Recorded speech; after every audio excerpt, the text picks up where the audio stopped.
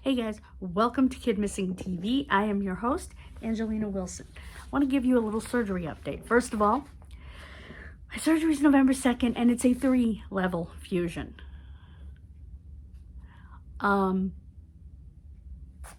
He decided to do the other level that was questionable and might have been able to be left alone. And I'm glad he did that because then I won't have to go through this a second time later on in life and have to go through the recovery again, possibly when I'm much older. So, yeah. Do it all now. One recovery. Thank you. So I just thought I would let you guys know that and just kind of keep you updated. If you'll excuse my eyes, I just had a little bit of a cry on the other channel. Just about gratefulness because the 3rd level didn't come out of nowhere. Because he was reading the MRI, he was talking to me, he was talking to himself, trying to decide and looking at me for you know what I mean? For feedback, and I appreciate it so much. And that's what I was crying about. So it didn't come out of the blue because he talked about it, and I did tell his secretary that. She said, well, I don't really know what you talked about in your appointment. I said, I understand that, but I just wanted to let you know that I don't have a problem with it. I actually appreciate it. So let's get to today's video. Wednesday will be our last video for Unidentified August. And I've decided on a theme for September. Instead of 70s September, we're going to do Serial September. Serial Killer September. I'm not going to do the ones that have been done to death, no pun intended. Like Bundy and Gacy and, no. I want to do ones that you haven't heard of and some that are unsolved. So I'm working on it. I've got a few already picked out. Is this it?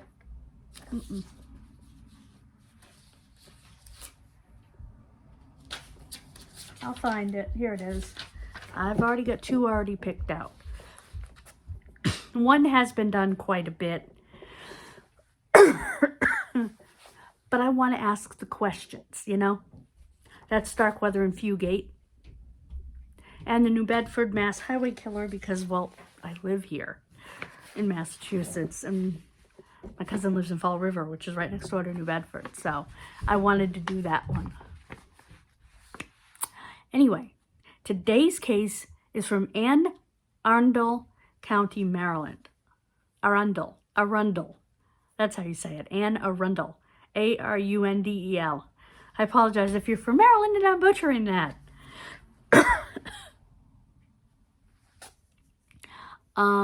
He was found March 26, 1975. He was between the ages of 19 and 29, 5 feet 10 inches tall, 156 pounds, if I could read. He had brown hair 3 to 4 inches in length, with sideburns and about 2 days of facial hair growth, blue eyes, a 2-inch mole on the right lower back. He was wearing a white undershort and jockey shorts. He was found in Linthicum, Maryland, unresponsive at the Holiday Inn.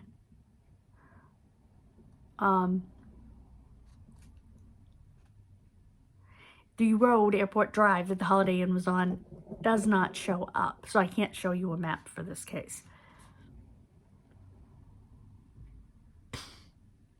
He was in room 308.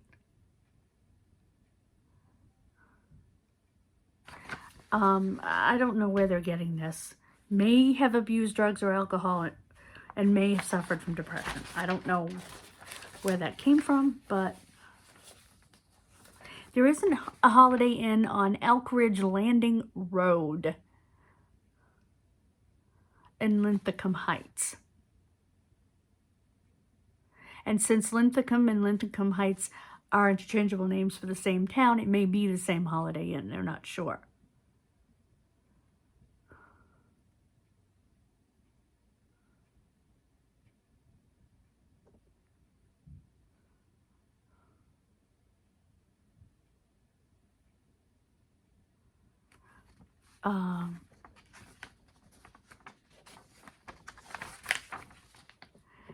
He appears to have been a visitor to the person who was actually booked in that room.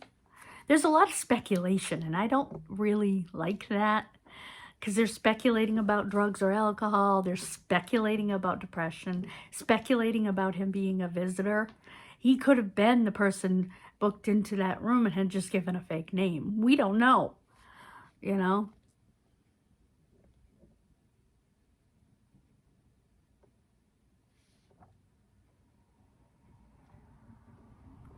And there are national and international travelers who come through there almost daily because of the big airport. Though he could have been local, he might not have been. We don't know because of the airport and the proximity to the airport.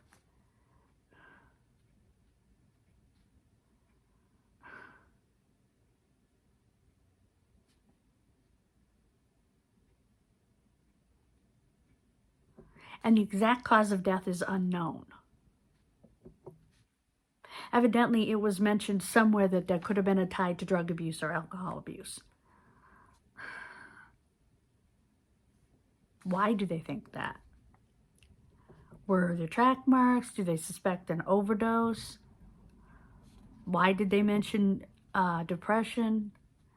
There should be a toxicology report.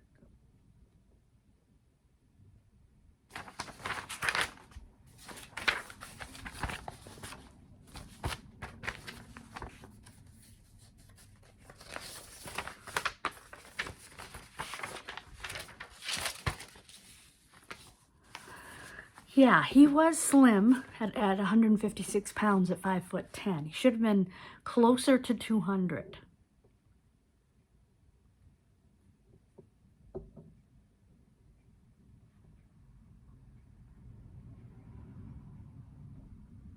And he was circumcised, which is something a parent or an intimate partner might know. His PMI, or postmortem interval, was several days, but he was still recognizable. Again, there's no stated cause of death. I don't know if I have a better picture than this. But this is the drawing by Victoria Robinson. Like I said, I don't know if I have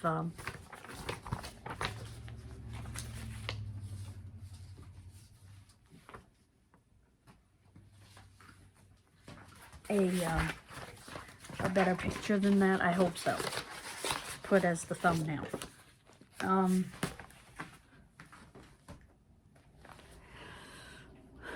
So anyway, like I said, there's a whole lot of speculation going on. Kind of like a whole lot of shaking going on. Yeah, a whole lot of speculation going on. I wish that people wouldn't speculate on things like drugs now, drug addiction, alcoholism, things like that, because we don't know. Or someone's mental state. We don't know. The kid was lying in a hotel room in his t-shirt and jockey shorts, and some idiots are saying, was he a guest or a prostitute for the person registered to that room? No, it seems to me he was registered to that room, and he was just laying there in his jockey shorts and t-shirt when he passed away. Maybe he registered to a different name, but I think that says to me he was in his hotel room. I wish they would release more information. Were other belongings found in the hotel room? What name was he registered under? Did he register an address? Things that could help, that were released with Mary Anderson and with Lyle Stevick. I guess there are people out there who know Lyle Stevick's name, including a gentleman I just saw do a video on it, but he wouldn't release it. I understand, because the family hasn't released it, so how are people getting it? Because he's saying people have released the name. I have never seen the name for Lyle Stevick. So I know he was identified, and his family asked that his name not be released. So I don't know. But this case could be solved just like that if they released the hotel books, which would show his handwriting if it was him.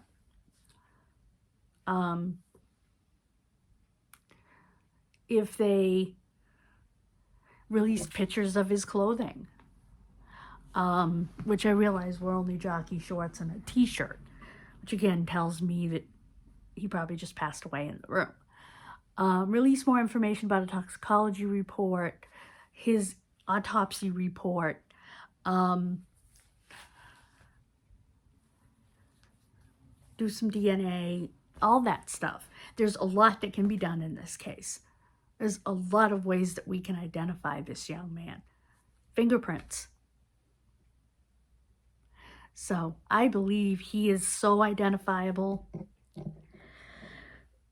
Somebody's got to remember a large 2-inch mole on his back. There's got to be a mom out there who's missing a circumcised son, who's only in his late teens or 20s. You know, so yeah.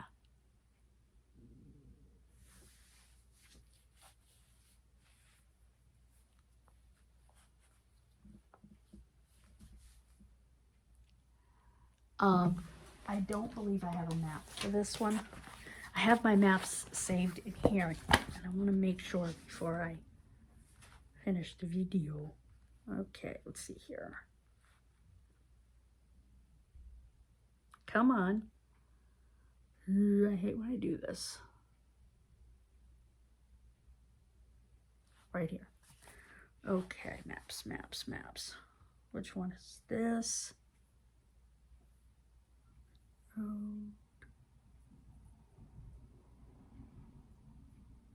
That's Washington. That's Virginia. Yeah, I don't, unfortunately. This is Massachusetts. I'll have one for New Bedford too. When I do that one, I will have a map for that for sure.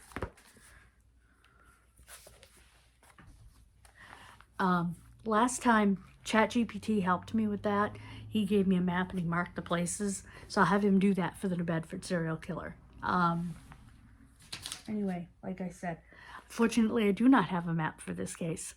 I didn't think I did because no one could find the actual Holiday Inn.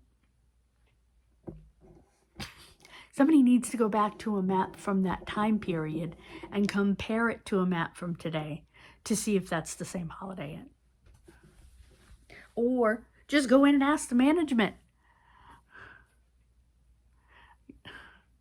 Like I said, there is a lot of investigating that can be done in this case.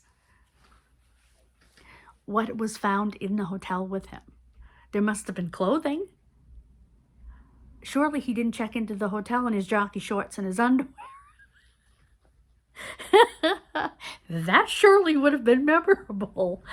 You have to have some levity, you know. These cases are rough. And if you can smile a little bit or laugh a little bit at the picture of somebody walking up to a hotel front desk and checking in their, you know, jockey shorts and t-shirt, you know, take the levity where you get it. And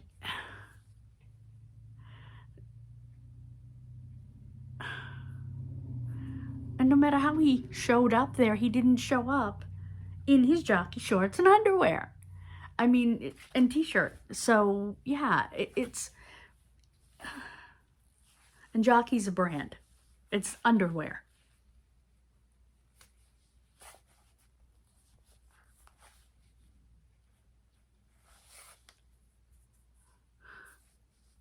It's funny hearing them called shorts, because that's what my father called his underwear. Give me a pair of shorts. I never heard him call them underwear, ever. You know, because he would get older and I would put his shorts and his socks and his t-shirt in the bathroom. And if it was winter time, there'd be a pair of sweatpants. Otherwise, you know, or his big heavy bathrobe. Otherwise, that's what he would wear to bed. He would wear, you know, pants over it until he went to bed, but that's what he wore to bed. And so I don't find it hard to believe that this young man was sleeping in his t-shirt and underwear. It's common for men.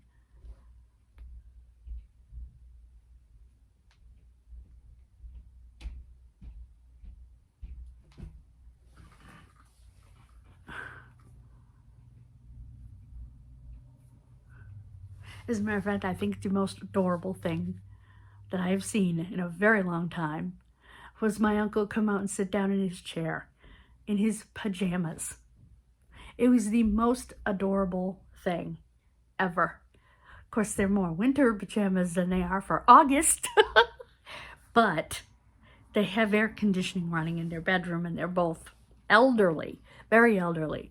So she's wearing a winter nightgown and he's wearing winter PJs because they're elderly. But he was absolutely stinking adorable. Actually, my uncle always wore PJs. My father did not. Later on, he did in wintertime. He had some PJs that he would wear, but he preferred a pair of sweatpants and his t-shirt.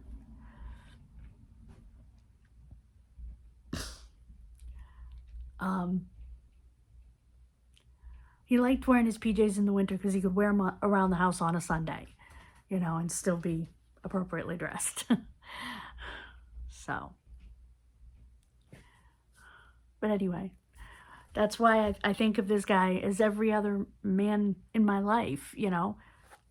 What do you wear to bed? T-shirt and underwear usually, you know.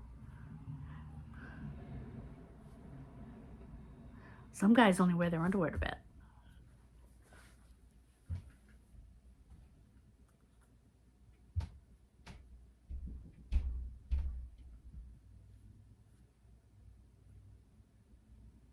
So,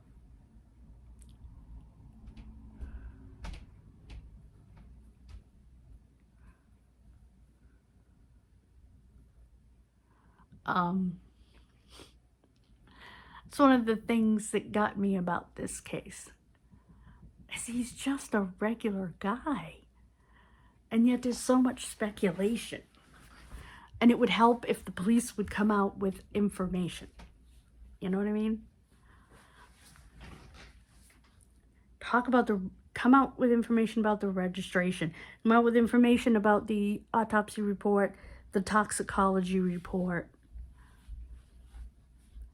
It would be helpful. Do some DNA testing, some genetic genealogy. We can identify him. He is identifiable. 100%. I believe that down to my very heart and soul. I don't usually ask for likes, but like this video if you believe that. And hype this video. That would mean even more than a like. And please subscribe. I really want to get to 600 by Thanksgiving, and I believe we can do it. Thank you so much, guys. God bless you. Have a wonderful rest of your day. And I will see you Wednesday for the last episode of Unidentified August. Bye, guys.